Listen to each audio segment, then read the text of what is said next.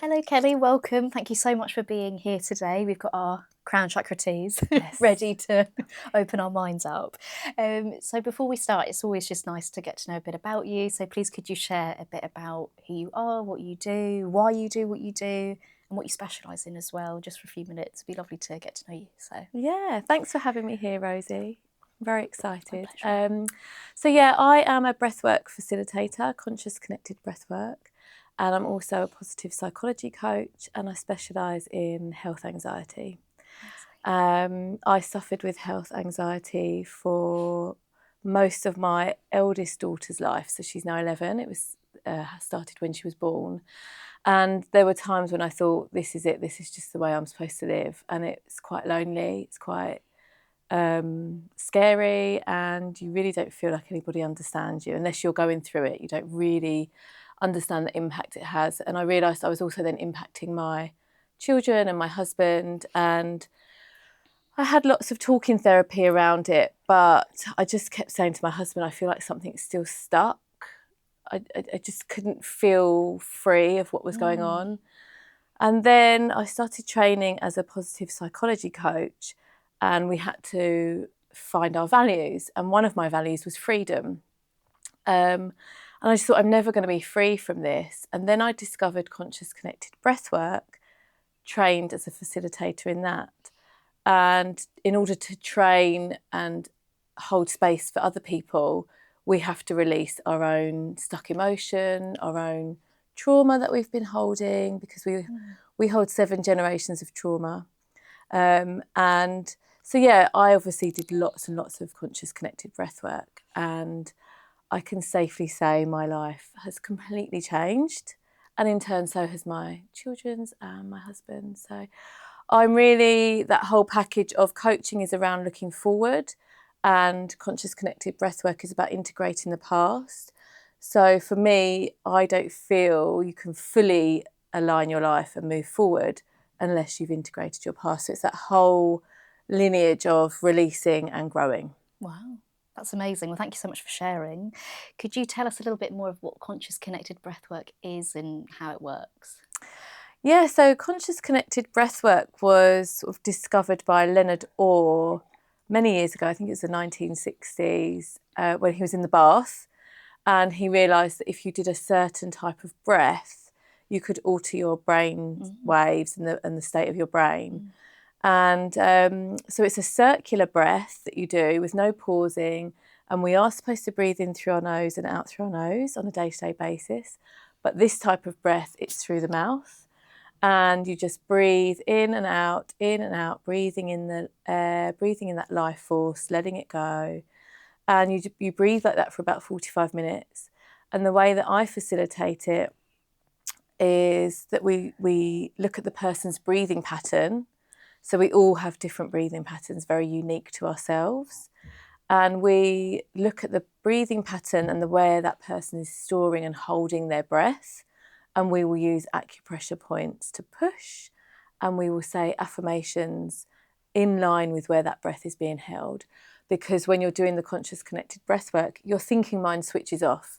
So the ego disappears, and we are then accessing your subconscious. So the affirmations that we say along with the pressure points can be really powerful. It can really release things that we didn't even know we were holding. Which I think is really important, given the fact that you said that we hold 7 generations worth of trauma. That's amazing that we hold that amount in our bodies. Could you tell us a little bit more about kind of how trauma is in the body and how we store it, for a long period of time? Like, how does it get stuck in there? Yeah. So when we're born, we all have this beautiful baby breath. It's like 360. Your ribs go out, your back goes out. And sometimes you have to look at babies and think, are they actually breathing? Because their breath is just so gentle and soft. And then as life happens to us, so you might get shouted at as a child, you hold your breath. And then, as you get older, things happen to you at school. Even your boss sending you an email that's quite rude or comes across that, again, you kind of hold your breath, you suppress an emotion because you might want to go up to them and say, what have you sent me that for? But you suppress it.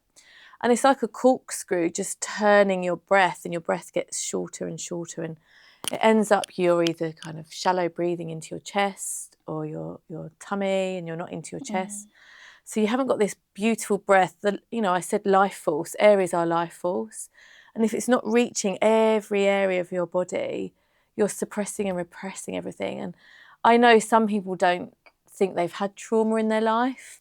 And they say, no, I haven't had any trauma. So we also try and think about it as emotions that have got stuck. So if, boys have been told in the past, oh, you're crying like a girl, don't cry. And so boys have grown up thinking they can't share their emotion, so they suppress it. And then so suppressing is when it's you consciously don't say something or do something. Repressing is when you're unconsciously suppressing something down, you're repressing it in. So as they get older, they might not think I need to cry here, but they're repressing it. Girls, we've been told be a good girl, stay quiet. And I'm generalising here, but as a general rule, that's what society has done. And then obviously we've got things that have happened to our generations which get passed down to us, and it gets stuck in our fascia, in our cells. And then what happens is it's got nowhere to go. So then you start feeling physically ill, or you can develop anxiety or depression. And, the conscious connected breath work just unlocks what's been stuck and lets it go. And you can also do lots of movement throughout your day where you're twisting and shaking, and those are things that can help on a day-to-day basis.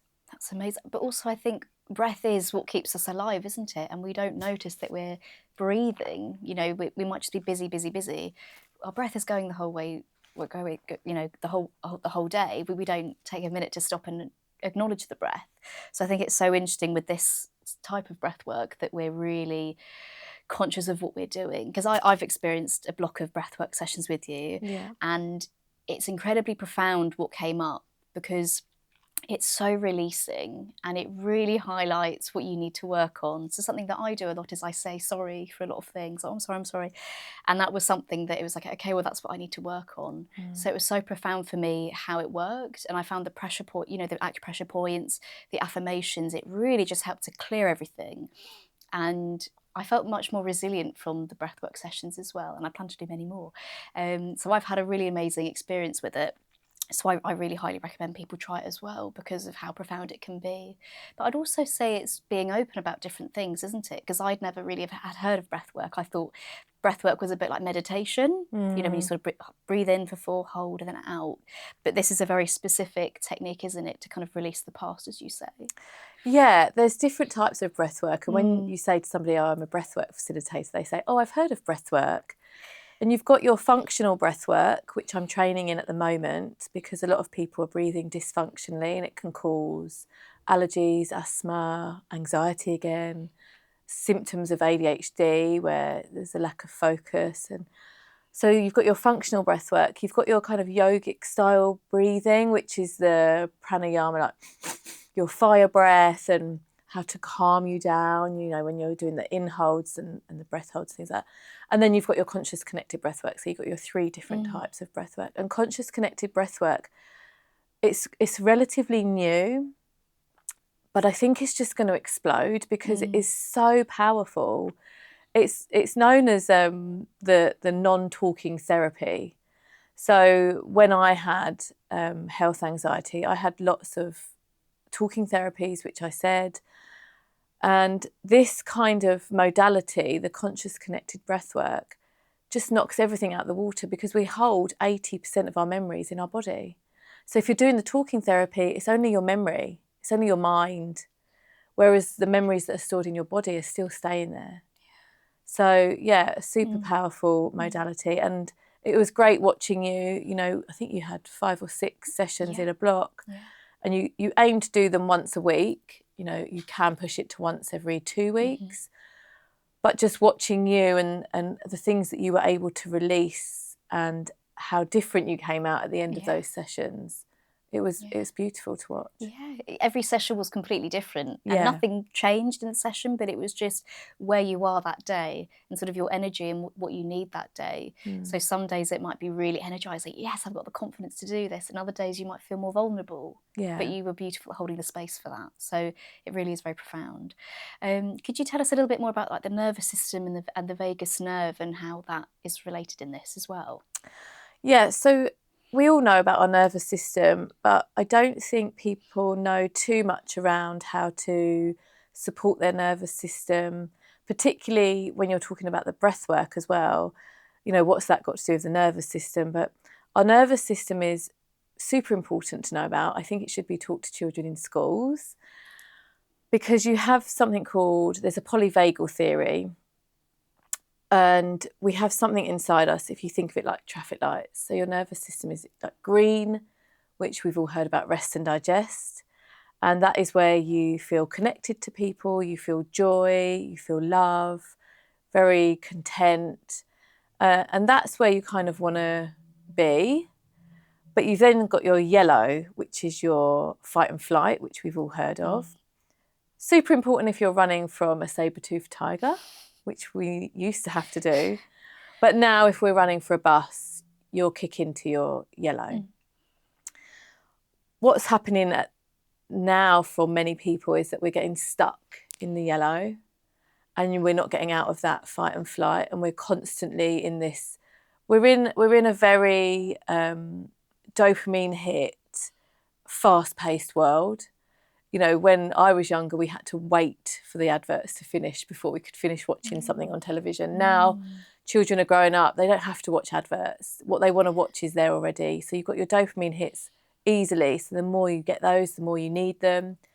You've then got this society where it's very fast-paced and you kind of wear that crown of, I never rest.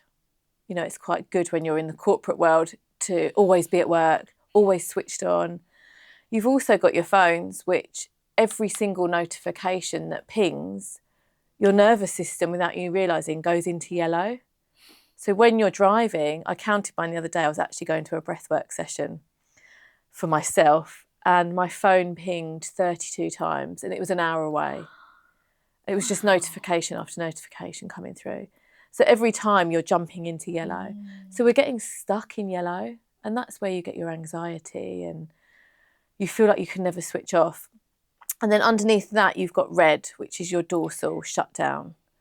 And that's when the body just can't take it anymore. If you've ever seen a deer in the wild, when there's a lion running towards them, their nervous system will take them through the green, yellow, red, and they'll shut down, they'll fall on the floor. And it's fawning. So they'll just... And it looks like they're dead. Wow. And it's their body just shutting down, survival. And then the lion will go and you'll see the deer get up and he or she will start shaking. And they're shaking that adrenaline that's gone through them. They're shaking it off. What happens to us is we don't shake any adrenaline off. So we're going to fight and flight. We're not shaking any adrenaline off. We're stuck. Adrenaline's going. And eventually our body will just... I can't take any more. I've got to survive. Keep you in survival now. Sure. We go into dorsal. That's when you hit burnout, depression. Yeah. You've got low mood, no motivation to do anything. Wow. That's such a good explanation of going from green to yellow to red, because I think people would really be able to tell, where am I today? That might be a really nice question, actually. Yeah. And it's so interesting to see it in animals and what they do. And how it can be, what can we do? So the shaking, I guess, is something that you could do, I'm assuming. Yeah, so if you, for example, if you get bad news on the telephone, what do we normally do? We sit down. So that your body's been flooded with these chemicals that have, you know, you've heard this bad news and you sit down and you sit with it. So what's happening to it? It's just staying in your body. What you actually need to do is run up and down the stairs and move. So that adrenaline and those, they're all coming out. They're not staying stuck. Sure. So if you think about our lives and the amount of times things like that have happened to us and we've just sat, you drink a cup of tea.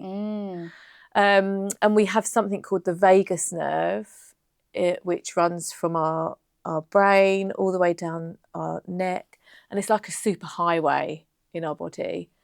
And we really need a strong vagus nerve, and that helps us move flexibly between the green and yellow. That's your ultimate goal, because yellow is really important for us. We have to have stress. It helps us do the things we need to do, but what you want is to be able to move back into green really flexibly. Sure, that makes sense. And is there any like breath work, any breathing exercises that we could share for people to do at home to help with that, would you say? Yeah, so to strengthen your vagus nerve, which is important for many things, you know, being able to help with stress, actually helps with physical exercise. There's so many things the vagus nerve helps with. If you've got a strong vagus nerve, as I say, you move fluidly between that polyvagal system. But in order to strengthen it, you can do things like humming, so just a gentle hum throughout your day. Cold water therapy is really good for you. Movement, some breath work, so you can do breath holds, so breathing in, hold and out. So yeah, lots of things you can do to strengthen your vagus nerve. Perfect. And with the conscious connected breathwork, that's more kind of led by someone, isn't it? If you were doing it with a facilitator like you, but just for more kind of at home use, you could do the humming and you can do the breathing in, holding, then breathing out. Would you say just for more at home? Yeah, sort of... conscious connected breathwork is more to access your subconscious and release. And then, but in day to day, strengthening that vagus nerve. Yeah, having little exercises. Exercises you can do for your vagus nerve. Brilliant, brilliant. Well, thank you so much for chatting to us today, Kelly. It's been so nice to chat to you and for you to share it with our audience. We're so grateful. Yeah, we'll link your website, your Instagram, and yeah, just a massive thank you again for coming on. We really appreciate it. Thank you so much, Rosie. My pleasure.